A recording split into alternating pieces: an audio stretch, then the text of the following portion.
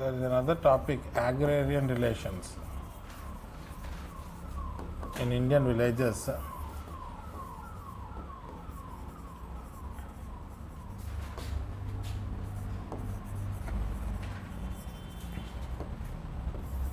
See, all these are more or less similar, but in order to have some more broader vision, this we can discuss.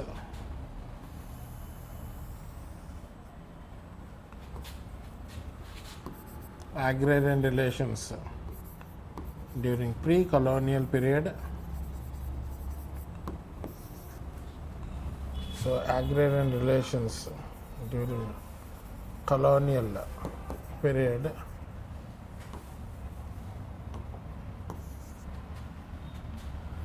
then agrarian relations post-colonial or post-independence period. So this is after LPG or at present. Now this colonial period can also be sometimes mentioned as traditional agrarian relations. So these are the four stages in which now again agrarian relations also decide the settlement patterns and inter-caste relations. Now during pre-colonial period, if you see, you can take down, handout will be given, but you can take down, it will save some time. So during pre-colonial period, that means before the advent of British, state has absolute control over land. So state here means like a king or the kingdom or the empire. Now this state or king controlled hydraulic works,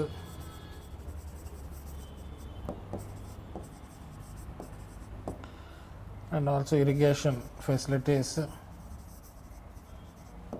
So it is like sharecroppers or agricultural laborers. So the society here, you can consider that landholders and landless. Now the concepts of judgment system,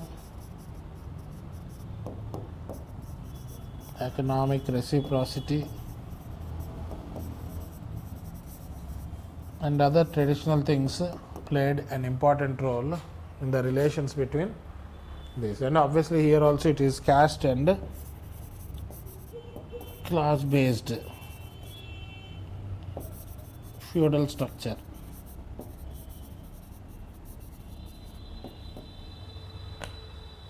And all the traditional things which we have seen earlier. Now after the advent of British, there were clear-cut changes in all these, particularly, and some new things also surfaced.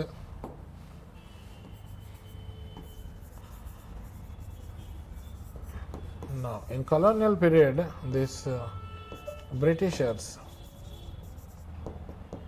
introduced some systems like, you heard about Zamindari system,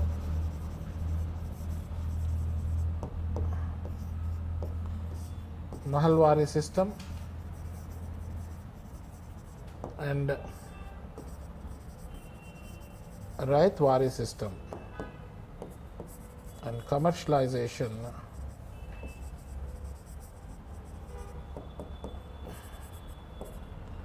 of agriculture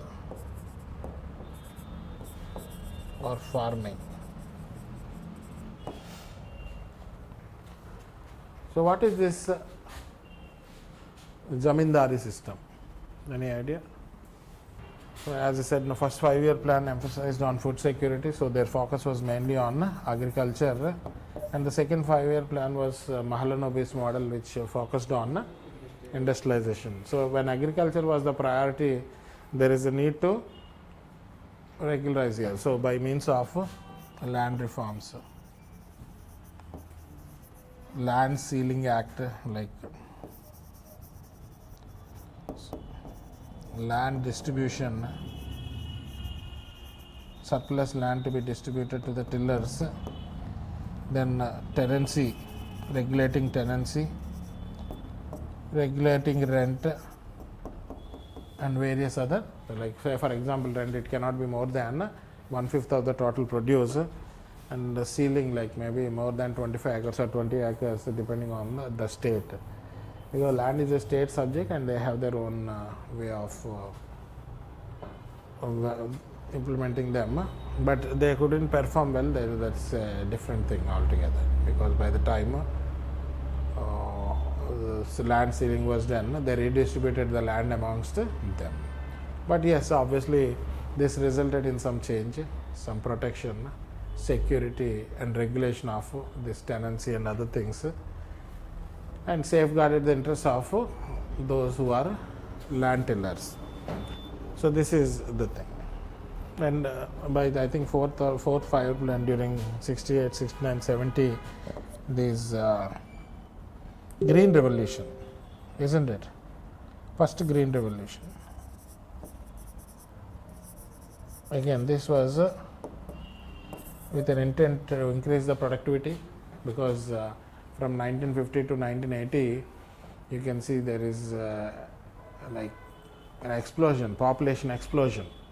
We have studied earlier, no, until 1921, 21 to 51, and from 51 to 81, population explosion, population boom. So there is obviously, if the population increases exponentially, then obviously like the food resources or the nutrition or the agricultural productivity also should increase. So in an attempt to increase this agricultural productivity, the first green revolution took place. As a result, like which emphasized on providing more irrigational facilities, high yielding varieties, and even like intensive use of pesticides and even fertilizers, which had adverse repercussions later, which led to desertification, which led to decline in fertility, increased alkalinity, and rendering the crops unfit and unfertile for cultivation. So that was dealt again subsequently post liberalization, privatization and globalization, because such kind of things will obviously destroy the soil fertility and the soil profile, because of irrational use of NPK like nitrogen, potassium and phosphorus, and as a result nutrient based subsidies came into existence. So one thing is leading to another thing. You get to my point there. The prevailing circumstances forced or compelled the government to take certain actions. It sometimes also had some repercussions, and that repercussions were dealt later. The irrational subsidies were rationalized through nutrient based subsidies, which is the ongoing situation in the country so far. And from traditional varieties, high yielding varieties, and then from high yielding varieties to genetically modified crops, particularly plants and animals, taking place at present, isn't it? And people have concerns on these GMOs, genetically modified organisms like BT cotton, BT mustard, BT brinjal, and those organisms which are genetically modified, because people have their own apprehensions. Even the government want to emphasize and boost production by shifting onto GMOs. There is a growing apprehension and cause of concern and worry among major sections of the society, and as a result even today also that kind of cultivation based on GMOs are still not high, but the government focus is there, because that is the only way to actually feed billions of people in our country and to ensure both food and nutritional security, because population will increase but land will not increase. Yes or no? So there are different type of agro technologies which should be adopted in order to feed these billions of population and to ensure food security. So in green revolution what happened? Like only some places got benefited here. Again What are they? The Punjab, Haryana and Western UP, but many other places were not benefited, isn't it? So this was the situation post independence, and then after LPG, which is liberalization, privatization and globalization, which opened up our market to the outer world. So villages and tribal societies are also no exception to it. And even the economy gets opened, like agriculture produce can be now exported, and you have a two-way flow of goods and services. So that is why we say globalization is a free flow of goods and services across nations, or nations without boundaries. So in this particular, after LPG, while this globalization led to some positive consequences, it also led to some negative consequences. So what are the positive consequences of globalization? This is again a topic in continuation with the agrarian relation, because we are discussing agrarian relations in this particular format. So continuing with this one, you have like impact of globalization on Indian village. So what are the positive and what are the negative outcomes? So positive definitely some kind of increase in productivity.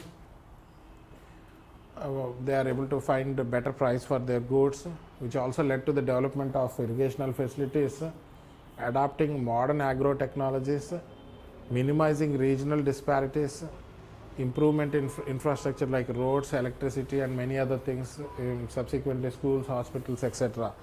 So in one way, when they benefited in number of ways. So after this only you can see, like after 1991, even Panchayati Raj system. See, the one thing is related to another thing. So change in economy led to change in political structures also. Change in laws, change in technology, or maybe change in technology can lead to change in economy, then political aspects and even the welfare schemes, programs and other things. You get my point? So like if you would have studied post-independence consolidation properly, you would have a end-to-end connection of all these things. But I think to the best of my knowledge and time limitation, I think I was able to correct everything.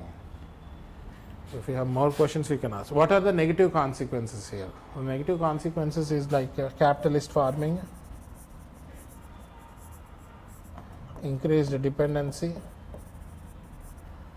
then obviously like hike in agricultural inputs or agricultural costs increased, then marginalized land or marginal land holdings, agriculture became less remunerative. Less remunerative is only mostly on an account of marginal land holdings. I told you earlier also, if a family would have started with 10 acres of land, three generations before, considering the two children, so this is one generation, the second generation 2.5 and third generation 1.25. Now fourth generation will become less than 1 acre. So less than 1 acre, in what way it will be productive?